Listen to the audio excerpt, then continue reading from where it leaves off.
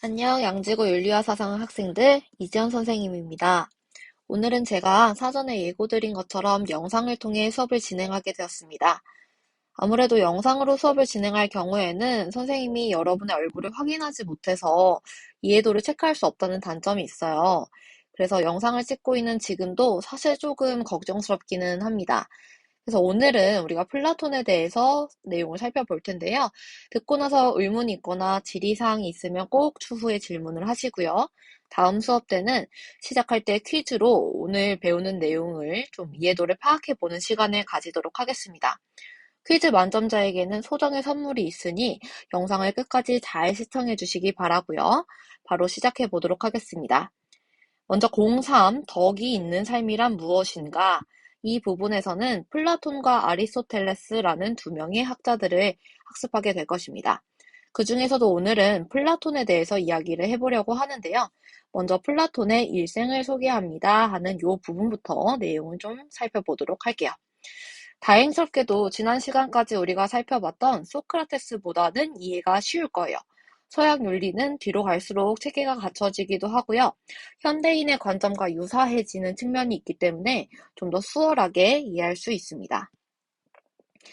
먼저 이제 플라톤의 일생을 간략하게 보면 소크라테스와는 전혀 다르다는 것을 여러분이 아실 수 있을 겁니다.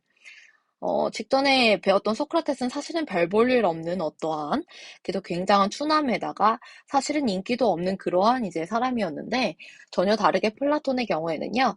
뼈대 있는 집안에서 태어났고 비상한 머리를 가지고 있었으며 심지어는 운동도 잘하고 잘생기기까지도 했다라고 이제 기록에 남아 있어요. 몇 가지 역사적 사료를 통해서 내용을 좀 유추해 보려고 합니다. 먼저 첫 번째, 아테네의 엄취나 플라톤, 이 부분을 좀 보려고 하는데요. 동그라미 1번 보시면요. 아테네 최고의 정치 명문가에서 태어났다, 이렇게 되어 있습니다. 그리고 전쟁에도 3번이나 참가해서 항상 훈장을 탔다라는 기록이 남아 있어요. 두 번째, 이제 플라톤의 이름에 대한 어떠한 근원인데요. 이름부터가 넓은 어깨를 뜻하는 것으로 보아서 큰 체구를 가졌을 것으로 예상이 되고 있고요. 그리고 수려한 외모를 가지고 있다라는 기록이 남아 있습니다. 그다음 세 번째로는 레슬링 대회에 3번 우승을 했다라는 것을 보아 굉장히 운동 실력이 뛰어났다라고 우리가 생각을 유추를 해볼 수 있을 것 같고 문학에도 재능을 가지고 있어서 호메로스와 같은 작품을 열심히 읽고 공부했다라는 기록이 있습니다. 호메로스는 그 당시에 굉장히 유행했던 소설, 수필 같은 느낌의 이제 극본이었는데 젊은이들에게 이러한 삶이 좋은 삶이다라는 내용을 좀 교훈을 담고 있는 그러한 책이었기 때문에 아무래도 플라톤이 그러한 점에서 이런 작품들을 열심히 공부했지 않나 하는 생각이 들어요. 어쨌든 이런 내용들을 통해서 우리가 얻을 수 있는 결론은 그렇죠. 플라톤은 엄친아였다는 그런 사실입니다. 자, 그런데 이제 이러한 플라톤이 어느 날 소크라테스를 만나게 되었어요. 그래서 플라톤이 20살이 되던 해였고요. 20살이 되던 해에 소크라테스를 만나게 되어서 그리고 이 소크라테스는 한창 무지의 자각, 삼파술이라는 것을 널리 퍼뜨리고 있었는데 그러한 이제 소크라테스의 영혼과 지혜에 한눈에 반하게 된 플라톤이 그의 제자가 되기로 결심합니다. 여러분, 플라토닉 러브 들어보셨나요? 플라토닉 러브.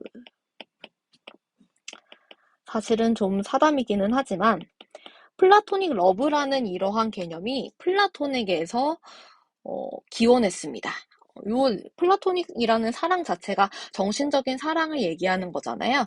근데 방금 전에 제가 소크라테스에게 플라톤이 푹 빠졌다, 사랑에 빠졌다 이렇게 표현을 좀 했는데요.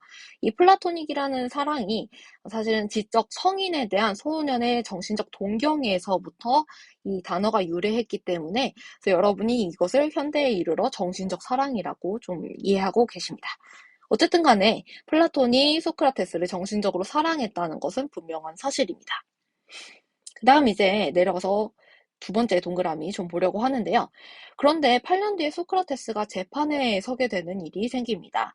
죄목은 청년들을 타락시키고 신을 모독했다는 죄였는데 사실은 이제 그간의 소크라테스의 행적이 발목을 좀 잡은 것이죠. 그동안의 아테네의 등예로서 사람들을 좀 곤란하게 한 점이 괘씸죄로 작용하게 돼서 사실은 그의 어떠한 실제 행적보다는 조금 더 부풀려진, 그래서 조금 더 가혹한 어떠한 죄목이라는 게 붙게 된 것입니다. 그래서 소크라테스는 가만히 있진 않았어요. 논리적인 자기 변론을 펼쳤으나 그러나 문제는 이제 결국 괘씸죄로 사형 선고를 받습니다. 그리고 사형이 집행되기 전날 사실은 많은 제자들로부터 아테네를 떠나라라는 권유를 받아요. 그리고 심지어 어떤 제자는 그가 갇혀있는 감옥문을 좀 아마도 감옥을 지키는 사람을 매수해서 그 문을 여는 사람까지도 있었습니다. 그런데 소크라테스는 떠나지 않았어요. 자신이 철학을 펼쳤던 아테네를 소크라테스는 깊이 사랑했습니다. 그렇기 때문에 결국 여러분도 들어봤을 만한 악법도 법이다라는 그러한 구절, 네, 들어보셨죠? 그걸 남기고, 그래서 이제 아테네의 법에 따라서 자기도 죽음을 각오하겠다라는 그러한 이야기를 남기고 사형되고 맙니다. 그래서 이러한 이제 일련의 과정을 거친 플라톤, 바로 옆에서 소크라테스가 죽는 모습까지도 사실은 보게 되었을 거 아닙니까? 어떤 생각을 하게 됐을까요? 플라톤은 아테네에게, 그리고 아테네의 민주 정치에 대해서 과연 어떤 생각을 가지게 됐을까요? 아마도 좋은 생각은 아닐 것 같습니다. 그쵸? 그가 이제 가지게 된 불만 중에 하나는 특히 아테네의 빈칸입니다. 써주세요. 아테네의 민주주의에 대한, 아테네가 가지고 있었던 직접 민주주의 그 정치 체제에 대한 불만이 좀 생겨나게 돼요. 그가 생각했을 때는 소크라테스는 절대 형장의 이슬로 사라질 만한 위인이 아닌데 그럴 수밖에 없었던 이유는 우매한, 사실은 그냥 깊이 고민하지 않은 민중들의 어떠한 반감, 이러한 것들이 작용해서, 그래서 다시 말해 어리석은 다수에 의해서 통치가 되다 보니까 이렇게 소크라테스가 재판에서 사형을 선고받고 실제로 사형이 집행되었다라고 생각을 하게 되었거든요. 이 민주주의 정치 체제에 대한 불만을 좀 가지게 됩니다. 그가 바라봤을 때 심지어는 민주주의라는 것은 곧 뭐냐면 다수의, 적어드릴게요. 다수의 어리석은 통치. 자, 이러한 관점으로 민주주의를 바라보게 됩니다. 그래서 이제 우리가 앞으로 보게 될 플라톤의 정치 체제는요, 민주주의랑은 거리가 좀 있는 어떤 똑똑한 한 사람의 일종의 독재 같은 그러한 정치 체제를 그는 옹호하게 된다는 것입니다. 그 부분이 옆에도 나와 있어요. 즉, 다시 말해서 다수에 의해서 통치가 되는 것이 아니라 유능한 한 명의 통치자에 의해서, 그래서 통치자의 능력이라는 것이 너무너무 중요하게 작용되는 것이 곧 올바른 정치체제다라고 그는 이제 바라보게 되었다는 겁니다. 이렇게 해서 이제 내용들을 좀 살펴봐 주시고요. 다 보셨으면은 우리가 바로 내려가서 이제 첫 번째 카테고리인 이원론적 세계관과 이데아론에 대해서 좀 살펴보도록 하겠습니다. 먼저 이 플라톤을 이해하기 위해서는 그의 스승의 이론을 다시금 되짚어볼 필요가 있습니다. 소크라테스를 먼저 한번 어떻게 계승했는가를 좀 살펴보려고 하는데요. 일단 먼저 보편주의와 이성주의라는 부분을 보도록 하겠습니다. 여러분 잘 기억하실 것 같은데 소크라테스의 경우에는 소피스트를 비판하면서 등장한 학자이기 때문에, 그리고 소피스트는 윤리적 상대주의라는 것을 주장했고 소크라테스의 경우에는 윤리적 보편주의라는 것을 주장했기 때문에, 그래서 그가 절대적이고 객관적이고 보편적인 진리가 있다라고 주장했다는 것은 이미 너무 잘 아실 것 같아요. 그래서 보편적 진리는요, 보편주의에 대한 설명은, 보편적 진리는 감각적 경험이 아니죠. 감각적 경험이 아닌 이성을 통해서 인식 가능하다라는 것이 보편주의에 대한 설명이 되겠고요. 그래서 이성적 인식을 통한 이제 알미라는 게 너무너무 중요해지는 주지주의적인 입장 띄고 있었다는 거 생각해 주실 필요가 있습니다. 적어드렸습니다. 그 다음 이제 두 번째로는 덕보일치의 측면이 있어요. 영혼의 각 부분이 제 기능을 잘 수행해서 조화를 이룰 때 그는 덕을 가지고 있는 사람이죠. 유덕한 사람이라고 표현할 수 있습니다. 덕이라는 단어 이제 낯설어 하시면 안 돼요. 덕은 즉 능력이 있는 것, 탁월하게 능력을 가지고 있는 것이라고 얘기를 들었습니다. 그리스어로는 아르테라고도 표현을 하고요. 어쨌든 이 유덕한 사람의 경우에는 자신의 어떤 각 부분들, 자신의 어떤 지적인 부분들, 영혼 자체의 건강 같은 것들을 챙길 수 있는, 그래서 마음이 조화로운 사람이고 잘 사는 사람이라고 제가 얘기를 들었지 않습니까? 그리고 이 잘 산다는 것은 행복한 사람, 그쵸? 잘 사는 것은 곧 행복이지 않습니까? 행복한 사람이다. 이렇게 설명을 할 수도 있고요. 그래서 이러한 사람의 또 다른 표현으로는 정의로운 사람이다. 라고도 얘기할 수가 있습니다. 네, 여기까지를 우리가 한번 되짚어 봤습니다. 충분히 기억을 잘 하고 계실 것 같아요. 근데 이제 문제가 있어요. 이러한 소크라테스의 사상은 사실 좀 다소 모호한 점들이 많습니다. 그래서 이제 앞서 말씀드렸던 것처럼 알면 반드시 행한다. 지를 가지고 있으면 모든 덕을 가질 수 있다라는 이러한 지행일치와 같은 부분은 다소 현실과 동떨어진 느낌을 주고 있습니다. 그래서 이제 플라톤은 소크라테스가 주장한 이러한 보편적 진리의 차원, 그래서 우리가 가져야 되는 참된 알의 차원과 우리의 일상적 삶의 부분인 현실적인 차원을 구분지어서 이러한 괴리를 좀 해결하고자 했습니다. 그것이 이제 이원론적 세계관에 대한 설명이 될 것 같습니다. 아래 내려가서 보도록 하겠습니다. 이원론적 세계관이라는 건 쉽게 말해서 두 이자예요. 두 가지 세계가 같이 공존한다라는 것인데 두 가지 세계에는 뭐가 있는가를 우리가 볼 필요가 있겠죠. 옆에 나와 있습니다. 여기 부분을 좀 주의 있게 봐주셨으면 좋겠어요. 요게 첫 번째 세계고요. 요게 이제 두 번째 세계에 해당하는 부분이 될 것 같습니다. 잘 나눠서 생각을 해주세요. 먼저 이제 현실 세계를 얘기할 수가 있어요. 현실 세계는 우리가 지금 살고 있는 세계니까 크게 어려운 부분은 아닙니다. 현실 세계의 또 다른 표현은 현상계예요. 현상계. 네, 세자를 빼면 되겠네요. 그렇죠? 현상계 이렇게 표현을 할 수가 있겠고요. 이걸 또 다른 표현으로는 그는 이제 가시계라고도 표현을 했습니다. 시각 같은 것들, 다시 말해 감각으로서 우리가 느낄 수가 있는 감각으로 가능한 세계가 가시계다 이렇게 생각을 하시면 돼요. 그리고 나서 이제 우리가 옆에 있는 또 다른 세계를 보려고 하는데 여기서 보는 이제 새로운 세계는 좀 여러분에게 와닿지 않을 수도 있고 좀 어려울 수도 있을 만한 부분이요.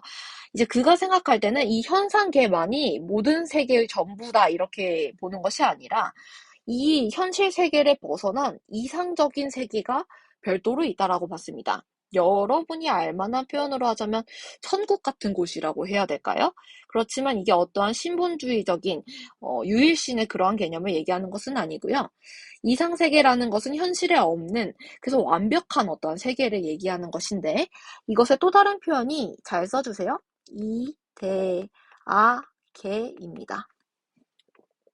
이데아계. 이데아계를 알기 위해서는 이데아의 개념을 먼저 아셔야 됩니다. 그래서 우리가 아래서 이데아라는 게 뭔가 좀 보려고 합니다. 제가 여러분에게 지난 시간에 활동 과제를 좀 드렸는데요. 학습지 다들 받으셨겠죠? 그리고 이제 열심히 활동해 주셨으리라 저는 믿고 있습니다. 다들 가장 완벽한 정삼각형 그리기 대회 열심히 참여했을 것이라고 생각을 하고 있는데 그 시간에 이제 여러분이 삼각형을 그리면서 이게 뭘까 싶었겠지만 사실은 그 활동은 이 플라톤의 이데아라는 개념을 이해하기 위한 활동이었어요. 먼저 여기 첫 번째 동그라미를 좀 보도록 하겠습니다. 첫 번째 동그라미 보시면 사물의 완전하고 이상적인 그래서 빈칸은 원형인데요. 원형. 그래서 가장 원래의 형태를 찾는 것이 그 원래의 형태에 해당하는 것이 이데아라고 얘기할 수 있습니다. 우리는 수학 시간에 정삼각형이란 무엇인지 이미 학습을 했을 겁니다. 정삼각형이란 일단은 세 변의 길이가 같고 세 각의 크기가 같은 삼각형을 얘기하죠. 네, 그래서 여러분은 사실 그러한 삼각형의 모양새를 머릿속에서 쉽게 그려내실 수가 있을 겁니다. 그러나 이제 여러분이 상상하시는 그 삼각형만큼 이 현실에서 진정으로 완벽한 삼각형을 만나는 것은 거의 불가능한 일이에요. 아무리 이제 여러분이 사실 대회에 열심히 이제 사탕을 받고자, 간식을 받고자 열심히 참여한 친구라고 하더라도요, 현실적인 한계라는 것은 있을 수밖에 없었을 거예요. 새 변의 길이가 아무리 똑같게 만들려고 해도 여러분은 잘 되고 이제 선을 긋는 과정 중에서 0.01mm 정도의 차이 정도는 반드시 생겨날 수밖에 없었을 겁니다. 그 다음 세각의 각도를 아무리 같게 하려고 하더라도 0.01도 정도의 오차 정도는 반드시 생겨날 수밖에 없었을 것이에요. 그래서 사실 현실에 있는 인간은 실은 아무리 열심히 해도 정삼각형을 완벽하게 그릴 수가 없습니다. 근데 이데아는 그런 거예요. 이데아는 정삼각형이란 무엇인지 그 정의를 알고 있는 우리가 머릿속에서 완벽한 정삼각형을 상상하는 것, 그러한 것들입니다. 그래서 이데아라는 것은요, 현실 세계에 존재할 수가 없는 것이에요. 이 내용을 우리가 같이 이제 옆에 현상계에 존재하지 않는다라는 부분까지 내용을 확인을 해봤고요. 두 번째 보시면요. 그래서 이제 이상적인 삶이라는 것. 이상적인 삶은 사실은 소크라테스부터 주지주의, 지성과 이성이라는 것을 강조해 왔기 때문에 이성이라는 지식을 좀 가지고 있는 지혜를 발휘할 수 있는 삶이 곧 이상적인 삶인데 그러한 이제 이상적 삶은 이데아를 알아차리는 것으로부터 이제 시작한다. 이데아의 인식을 통해서 가능해진다라는 부분이 있습니다. 그래서 우리는 끊임없이 사실 현실에 존재하지 않는 완벽한 어떠한 것, 정삼각형만을 얘기하는 것은 아니고요. 완벽한 지식이라던가, 완벽한 용기라던가, 완벽한 어떠한 무언가를 사실은 우린 그런 걸 지향해 가면서 그래서 최고의 덕이라는 것을 찾아갈 필요가 있다라는 것이에요. 그래서 이데알을 지향하는 삶이 곧 이상적인 삶이다라고 얘기를 할 수가 있습니다. 네, 그럼 이제 다시 위로 올라가 볼게요. 이데아 계까지 설명을 드렸는데 이 세 개는 가시계와는 정반대인 가지계의 세계입니다. 가시계에서 시는 시각, 감각 같은 것들을 얘기하는 것이고요. 가지계에서 지는 여러분 잘 아실 지성입니다. 그러니까 지성, 이성, 지식을 통해서 파악할 수 있는 세계가 가지계, 그래서 이데아계 이상세계다라고 얘기를 할 수가 있어요. 먼저 그러면은 이제 이상세계인 이데아계에 대한 설명을 조금 더 쭉쭉 내려가서 볼까요? 첫 번째로는 여기입니다. 시공간을 초월했다 이렇게 되어 있어요. 시공간, 현실 세계를 초월해 있고요. 그리고 불변하는, 현실 세계는 자꾸 변화하잖아요. 근데 이데아계는 변화하지 않아요. 그래서 완전한 세계라고 얘기할 수 있습니다. 완전한 세계. 모든 것이 완벽한 그러한 세계고요. 그리고 이것은 이성으로만 파악이 가능한 세계입니다. 그래서 관념의 세계다 이렇게 표현을 할 수가 있는데 머릿속에 어떠한 생각으로만 가능한 세계다라는 것입니다. 그 다음 이제 참된 실제가 존재하기 때문에 참된 실제가 실제라는 것은 사실은 이데아랑도 같은 표현이라고 할 수가 있는데 어쨌든 간에 이러한 이데아가 존재하기 때문에 인간이 끊임없이 그것을 추구해야 된다니까요. 지향해야 된다고 했잖아요. 그래서 인간이 지향해야 되는 이상적인 세계를 우리가 이데아계라고 얘기를 할 수 있습니다. 그렇다면 이제 현실 세계는 어떨까요? 현상계는 어떨까? 이거보다 좀 덜 떨어지면 현상계가 사실 되는 것입니다. 그래서 이데아를 모방했다는 것은 이데아가 아니라는 것이죠. 소위 말하는 여러분이 말하는 짭이라는 것입니다. 짭. 그래서 이데아를 모방한 생성과 소멸이 끊임없이 반복되는 그러한 세계. 이러한 것들이 계속 반복되면은 완벽하다고 표현할 수는 없지 않습니까? 불완전한 세계입니다. 불완전한 세계. 네. 그리고 이제 이성과 정반대 표현을 찾으시면 돼요. 이성은 머릿속으로 하는 것인데 그것이 아니라 이제 피부, 우리 온몸으로 하는 것들이 있죠. 감각. 그리고 이 감각이라는 것을 경험이라고도 얘기를 할 수 있죠. 그쵸? 감각적 경험으로 파악할 수 있는 우리의 세계. 그래서 눈으로 보이고 귀로 들리고 우리가 직접 만지고 할 수 있는 이러한 세계가 현상계입니다. 그리고 더 나아가서 얘기를 해보자면 참된 인식을 위해서는 그러니까 다시 말해 정말 참된 알미라는 것, 진정한 알미라는 것 그리고 이러한 진정한 알은 사실 이데아계에 있는 것이기 때문에 이러한 것을 위해서 우리가 여기 있는 현실 세계는 극복해야만 하는 세계예요. 이유는 우리가 이제 현상계 속에서 우리는 늘 이성만 발휘할 수는 없고 우리의 몸뚱아리에 있는 욕구 같은 것들을 끊임없이 가지고 사야 하는데 이런 것들로부터 좀 탈피할 필요가 있는 세계.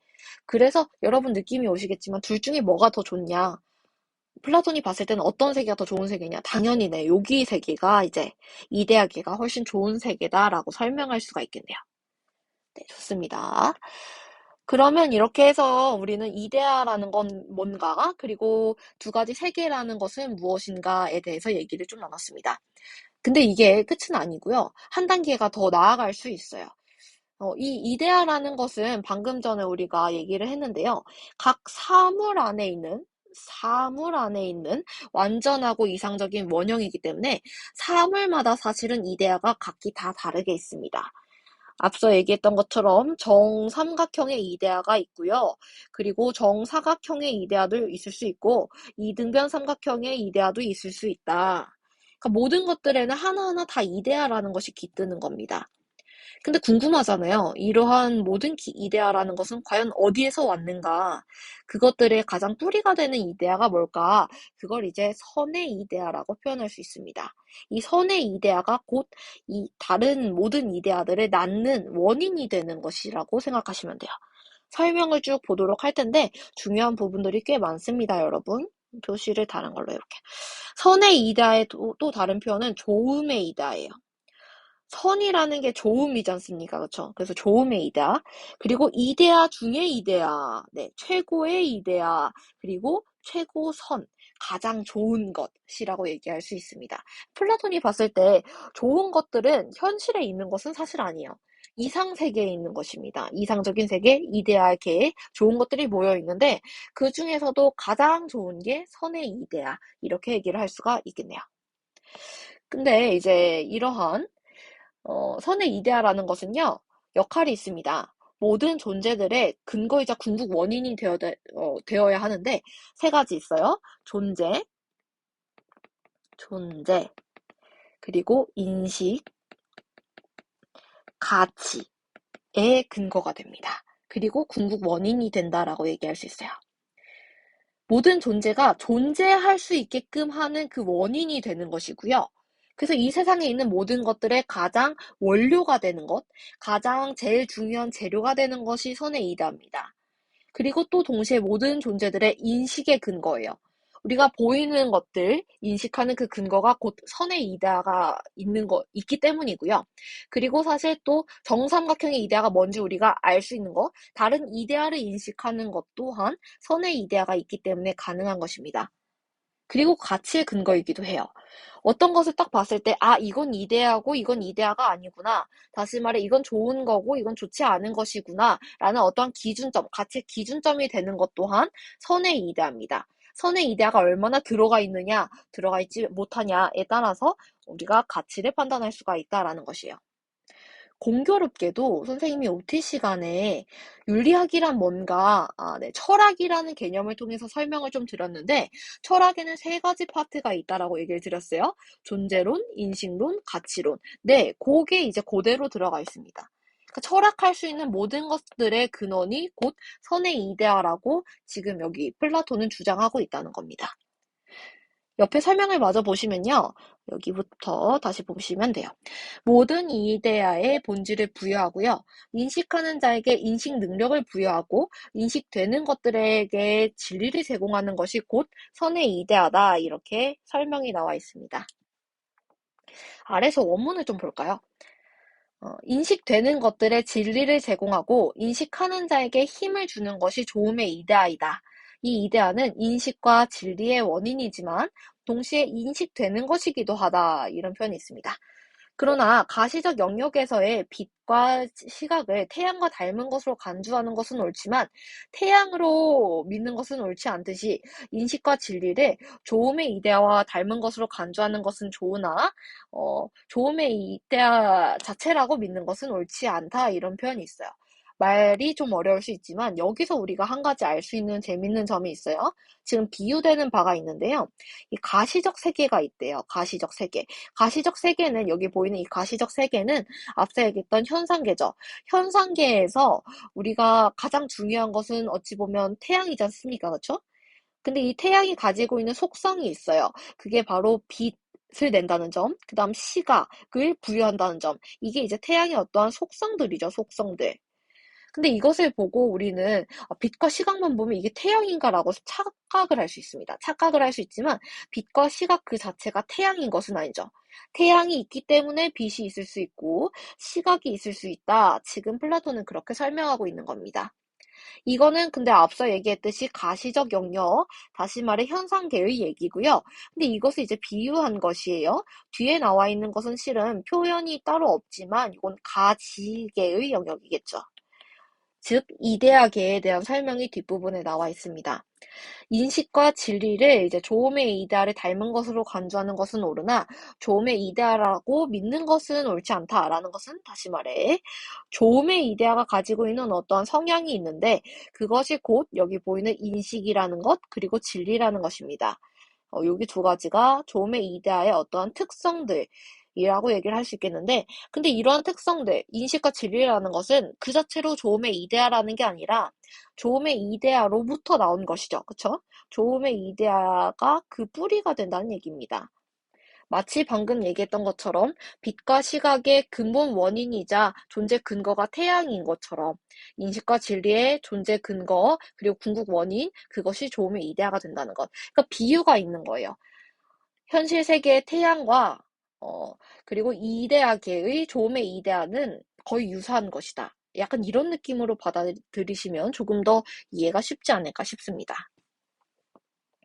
좋아요. 여기까지 해서 사실 조금 모호할 수도 있는 이원론적인 세계관에 대해서 좀 구체적인 내용을 다뤄봤는데 이제 마지막으로 좀 볼 것은요. 철인 통치라는 부분이에요. 철인 통치.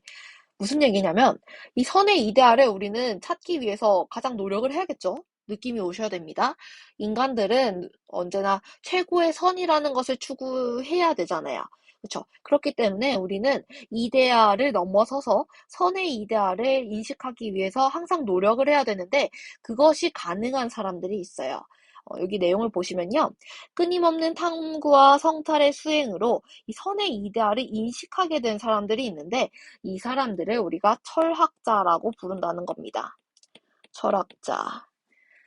여러분도 그래서 선의 이데아라는 것을 깨달으면 철학자가 될 수 있습니다. 이 선의 이데아를 인식하기 위해 우리는 철학자가 되기 위해 노력해야 되고요. 철학자가 한자어로 한다면 철인이라고 얘기할 수 있어요. 철로 된 인간이 아니라 이제 철학을 하는 인간이다. 철인입니다. 근데 이런 사람이 통치자가 되어야 된다는 거예요. 통치자가. 요 얘기는 앞서서 위에서요. 이런 부분이 있었잖아요. 플라톤이 스승인 소크라테스가 죽고 나니까 사실은 이 세상에 대한 굉장히 비관적인 생각이 듭니다. 아테네의 이 민주 정치가 너무 불만스럽고 억울하고 이거 잘못됐다라고 느끼는 거예요. 잘못됐다고 느꼈기 때문에 통치자의 능력이라는 게 중요하구나라는 것을 깨달았다라고 얘기를 드렸는데 이때 말하는 통치자의 능력이라는 게 곧 사실은 철학을 할 수 있는 능력이 필요하다는 겁니다. 그래서 이 철학하는 사람의 경우에는 이 선의 이데알을 맛보고 그리고 선의 이데알을 인식할 수 있는 사람이기 때문에 가장 좋은 것이 뭔지를 깨닫고 있는 사람이기 때문에 그러한 사람이 나라를 다스려야지만 사실 이 나라가 똑바로 돌아갈 수 있다는 거죠. 근데 철학자는 많을까요? 적을까요? 많지 않습니다. 적어요. 그렇기 때문에 사실 이 철인 통치는 일정 부분 민주주의랑은 전혀 다른 노선을 걷는 겁니다. 민주주의는 다수에 의한 통치인데, 다수. 그런데 반면에 철인 통치는 소수에 의한 정치예요. 그리고 이 소수는 철학자, 철인입니다. 소수에 의한 통치.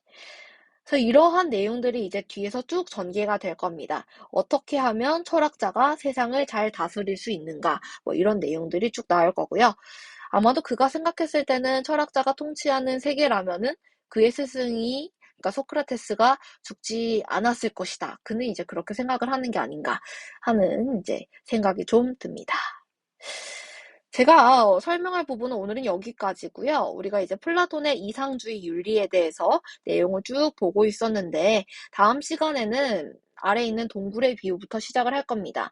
근데 이 동굴의 비유는 생각보다 아주 흥미로운 부분이에요. 그래서 여러분이 다음 시간까지 한번 내용을 좀 읽어오셨으면 좋겠고요. 기왕이면 다음 페이지 넘어가 볼까요? 뒷면인데 뒷면에 보면 선생님이 요 그림을 좀 넣어놨어요. 동굴의 비유에 대한 어떤 그림 잘 나와 있고요. 이 그림에 각각 해당하는 것들을 옆에다가 1, 2, 3, 4, 5, 6까지 해서 표시를 해두었습니다. 여러분이 요 이제 비유를 보고 좀 플라톤의 이론을 플라톤의 어떠한 주장이 이 그림을 통해서 어떻게 설명이 되고 있는지를 한번 상상해 보시면 좋을 것 같아요. 생각을 미리 한번 해보시고 그래서 플라톤이 얘기한 이 이데아의 세계로 나아가는 과정은 각각 이 그림에서 어디에 해당할 수 있는가를 좀 생각해 보시고 오면 더욱 좋을 것 같다는 그런 생각입니다. 네, 오늘 정말 수고 많으셨고요. 제가 설명드린 내용 중에 이해가 안 되거나 선생님 글씨체가 이상하거나 네, 그런 부분이 있었다면은 추후에 언제든지 질문을 좀 부탁드립니다. 남은 시간에는 자습하시면 됩니다. 수고 많으셨습니다.